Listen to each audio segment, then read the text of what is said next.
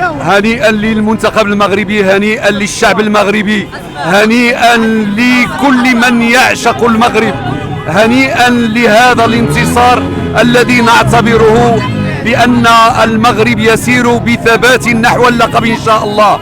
هذا العمل يشكل مجهودا متكاملا من حيث البنية التحتية ومن حيث التسيير.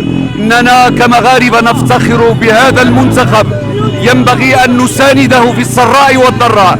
المنتخب لم يخيب آمالنا، وها هي جماهير تطوان تحتفل بهذا الانتصار المستحق، انتصار من حيث التقنية، من حيث الأهداف، من حيث التنظيم، من حيث كل شيء. فهنيئا لجماهير تطوان، هنيئا للجماهير المغربية، هنيئا لكل من ساهم في هذا العرس الكروي، واكيد ان شاء الله سنصل الى النهايه بالاحراز على الكاس ان شاء الله. والله لا عندنا ليكيب، واحد ليكيب مزيانه ان شاء الله يا ربي نربحوا هذه الكاس الافريقيه ان شاء الله يا ربي، ان شاء الله يا ربي نربحوا مع عندهم جزائري 3-0 ديريكت. احنا فرحانين بهذا الفوز والحمد لله، وكنطلبوا ان شاء الله يا ربي يكملوا في هذا المسار هذا حتى نوصلوا للفاينال ونديو الكاس. وديما مغرب، والمغرب معروف عليهم هذا الشيء هذا.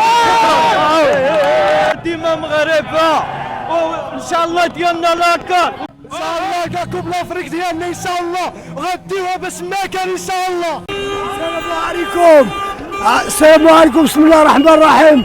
هاشا الملك كيف نتوما مزيانين؟ ما كاين لا كاميرون لا مسار لا 1 2 3 وكاين المغرب. لا وعاشا الملك، تحياتي الخاصة،